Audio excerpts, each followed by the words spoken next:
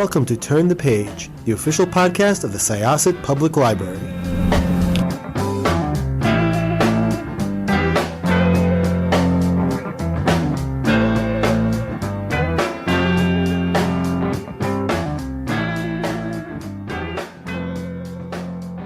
Welcome to Syosset Library's Turn the Page podcast. I am Jessica. I will be your host today, and I am here with the author of a really important and also very sweet children's book, which really brings a very difficult topic to discuss with children, and it takes place in a library too, so I appreciate that as well.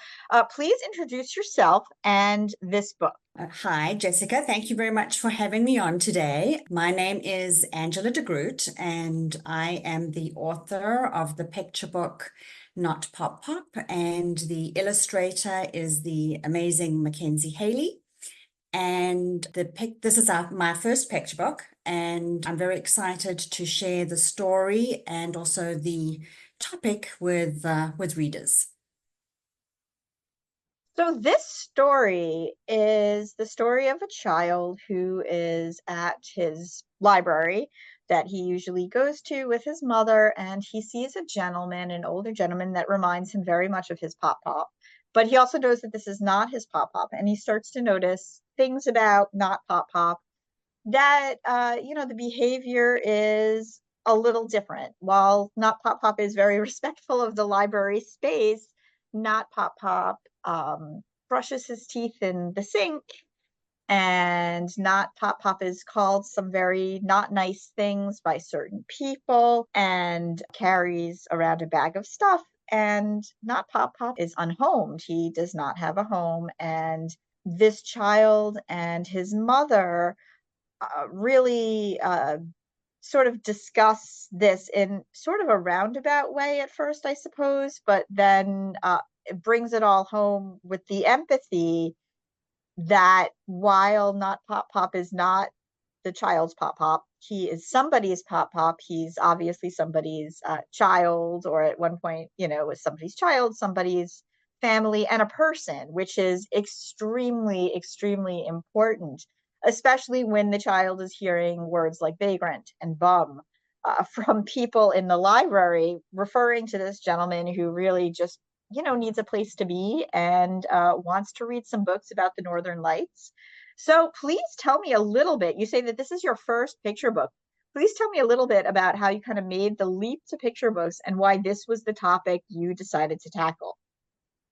So my writing journey has been a long and winding road. I worked as a billing and accounting specialist for law firms for many years, but I've always loved writing and reading.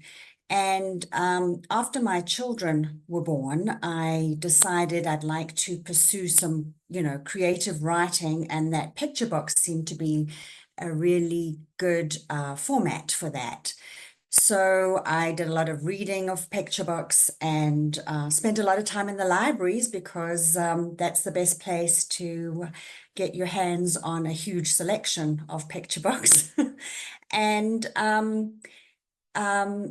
so while I was writing, I also found that the library was the best spot for me to do my creative writing. And while I was there, I had an experience with a person who was unhoused, and it kind of opened my eyes, especially when I realized that I had kind of the stereotypical idea that homelessness happens in cities and not in neighborhoods or suburbs.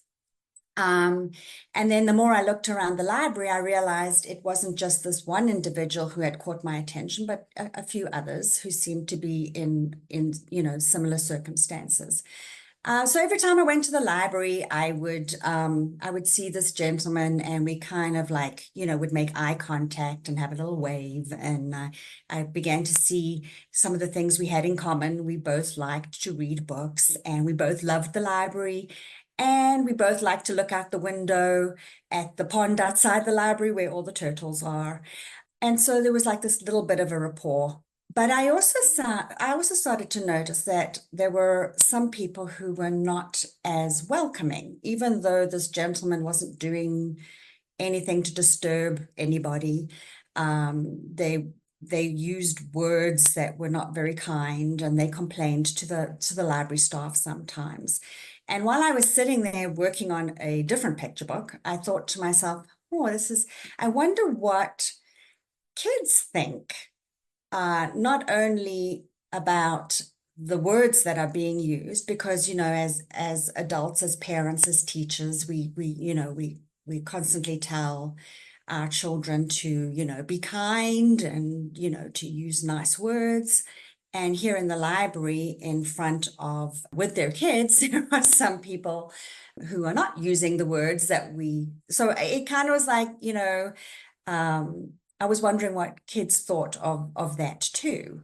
And that basically was the inspiration for the story. I started to envision a story of a little boy who suddenly sees this gentleman and is curious because he looks so much like his grandfather, and there are some similarities, but there are also a lot of differences. So that's how the story for Not Pop Pop came about. And I think that is kind of important because children really do look to adults to frame a situation. So, when you're hearing certain things from adults, it kind of comes into question, kids are going to follow the lead of whomever they're talking to or whoever is talking to them. But this book really, as I'd mentioned before, it really brings a lot of empathy to the situation and just humanity and the fact that, like, sure, this child's pop is very lucky to probably have a home and a family and, all of this, but not everybody is, and there's many circumstances which could surround that. And really the thing that's most important, the thing that you must consider first, is that this is a person that you are referring to. This is a person who does not want to be in the situation that they're in, likely. And you need to always take that approach first, because once you begin dehumanizing basically anybody, that is where it all begins to fall apart. And it's an important message for children, especially. The illustrations are very soft and very sweet. Did you know this illustrator beforehand, or were you matched without having met before? We were matched without having met before. So once the publisher suggested Mackenzie Haley, then of course I ran off to the library to see what other books Mackenzie had illustrated. And I love her style. I love the color palette. I love the way, especially in Not Pop Pop, she manages to capture the joy and excitement of the library for little kids. As well as there's like that emotional layer that she's able to bring in. So yeah, so I feel very blessed to have been matched up with Mackenzie. Had you also noticed a lack of books that address this topic when you decided to start writing about it? I did. So the idea for Not Pop Pop came to me in 2019, so quite a while ago. And the first thing I did was try to find as many different picture books about the topic, because I didn't want to duplicate anything, and I didn't want to try and come up with a story that had already been done. And I realized back in 2019 that there were very, very few. And the ones that there were tended to be more of like the nonfiction type, explaining homelessness as a nonfiction topic. And I really wanted this to be a story that kids could read for the sake of a story, and then have the themes come through the story. So yes, I did some research. Yeah, I have also noticed, I spent a lot of time as a children's librarian for about 15 years, and it's been a while. However, even back then, I do remember there really was not a wealth of books on the topic of the unhomed or homelessness. And even what was available might have been okay at the time, but Mhm. it's a bit dated now. And I really, again, was just so pleased to see this particular book come across, which deals with compassion and empathy. And also, again, I don't want to spoil anything.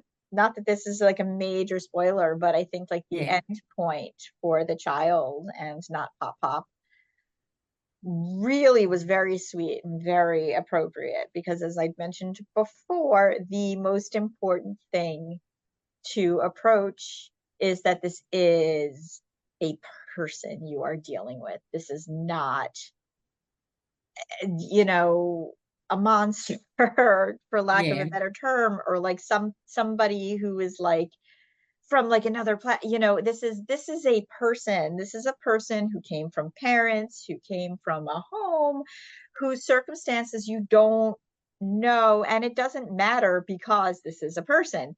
yes, And the ending of the story was just perfect. It ended at, I think, the perfect note that reflected that. So really, once again, thank you for writing it. thank you.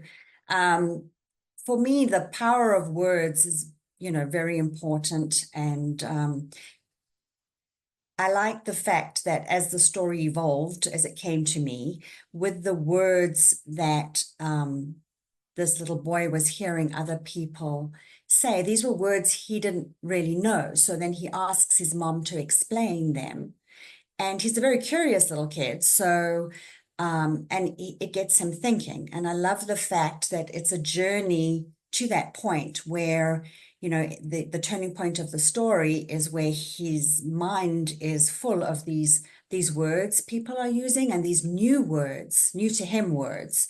And then he comes to that realization that, yeah, George, this man, is not his pop pop, but he could be somebody's pop pop. And I just love that innocence of the connection there. Um, and then, that idea that perhaps we should try to treat everyone the same way we like to be treated, regardless of our circumstances. And that homelessness happens for a variety of reasons. People lose their housing due to natural disasters, or, there are refugees, or there's a war, or there's, just somebody's lost their job and no longer has the ability to pay for their own housing. It could be, it may be a temporary, hopefully is a temporary situation, but, rather than judging and condemning, I'd like to think we could, find a way to support. And at the very least we can do is treat others with some dignity and respect. Absolutely. And one of the other things I thought was really nice, and you did give it away, but that's fine. What I was referring to before is really the end point of this book, and I'm assuming, if you're listening to this and you're an adult and you're a parent, or a child, is that so the child Brian and the gentleman, not Pop Pop, whose name is George, exchange their names. And again, that is extremely important because there are so many people who are putting labels on George that, it is really poignant that at that end point, these two give each other like an actual name to call one another. And he's not Pop Pop anymore. He's George. And Yeah. it really was very, very good. But I did really like also that Brian's mom and he are donating to a food bank. Yeah. Well, this is the great thing about libraries. Um, they're not just a place for borrowing books. You know, they're a hub of the community. They're a haven. They're a place for everybody.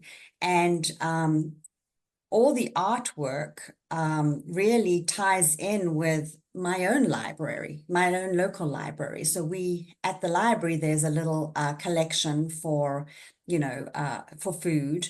And, I like the fact that his mom, donates some things for the less fortunate. So I love that libraries, help people do that.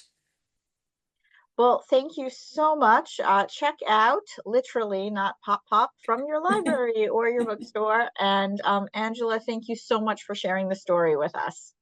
Thank you very much for having me. All right. This was Jessica with Syosset Libraries Turn the Page podcast, and we are going to close this chapter. It's time to close this chapter of Turn the Page. Join us for the next episode.